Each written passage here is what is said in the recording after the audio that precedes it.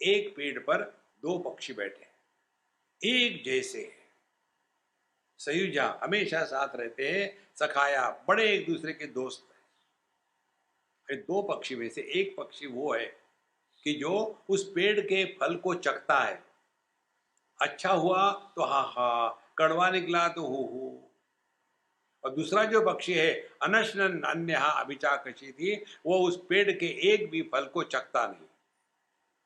तो हमको क्या समझ में आया? दो पक्षी, इसका अर्थ दो पक्षी है नहीं है। इसको समझने के लिए अपने में ले आओ। जिस दिन हर एक सिद्धांत को अपने में घटाने की प्रक्रिया आपके हृदय में जागृत हो जाएगी ना, उस दिन समझ लेना आपका नया जन्म हो गया। साधक का जन्म तब होता है जब शास्त्र के सिद्धांत अपने में घटाने की प्रक्रिया जागृत हो जाती है तब। अब ये जो मंत्र है उपनिषद का, इसको अपने में घटाओ।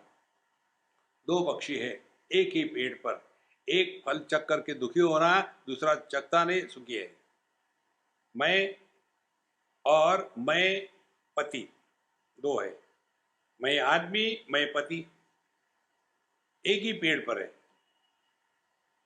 उसमें से एक वो है जो उस पेड़ के फल खाता है, सुखी दुखी होता है। दूसरा वो है उस पेड़ के फल नहीं खाता, मस्त रहता है। तो कौन सुखी दुखी हो रहा है? पति। और कोई नहीं होता, आदमी। तो क्या हम दो की बात कर रहे हैं? एक ही आदमी उपाधि के कारण पति कहा गया है। इसी प्रकार से एक ही परमात्मा उपाधि के कारण दो लखाया जाता है। इसीलिए द्वौ इमौ पुरुषौ लोके, दोनों भी एक ही पुरुष है, दो प्रकार से प्रकट हो गया। द्वौ इमौ पुरुषो लोके क्षरश्चाक्षर एव च, और वो कौन है? क्षर पुरुष, अक्षर पुरुष। माने एक ही पुरुष, उसको क्षर भी कहा जाता है, अक्षर भी कहा जाता है।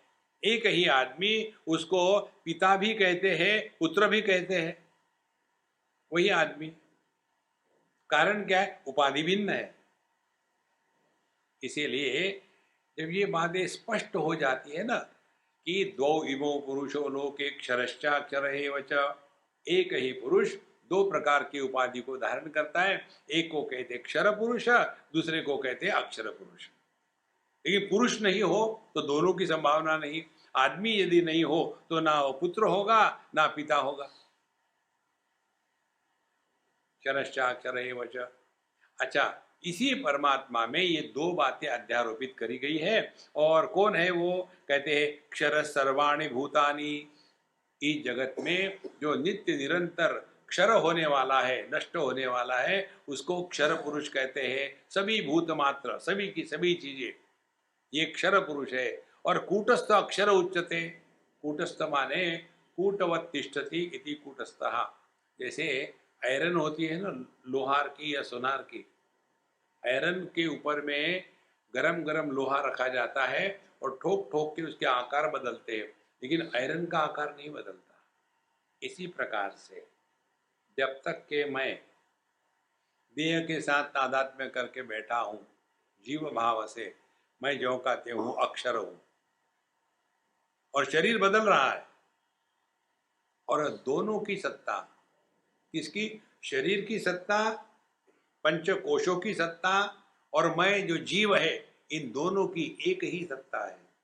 तो एक ही परमात्मा वही पंचकोश बना, और वही परमात्मा उन्हीं पंचकोशों को धारण करके जीव बना।